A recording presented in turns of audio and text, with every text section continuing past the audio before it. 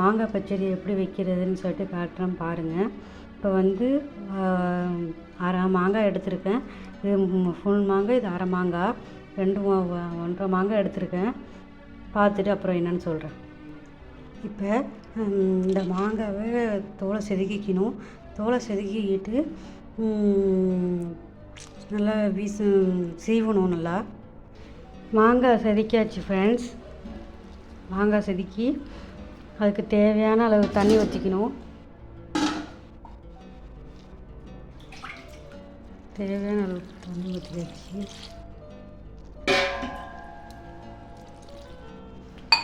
தேவையான அளவுக்கு தண்ணி ஊற்றிட்டு வச்சு இதுக்கப்புறம் அடுப்பில் வைக்கணும்.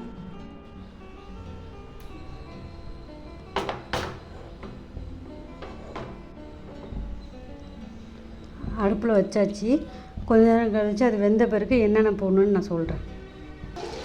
இல்லைங்க, கலர்லாம் மாறி வந்திருக்கு பாருங்கள். இப்போ ஃபைனலி பச்சடி ரெடி ஆகிடுச்சு.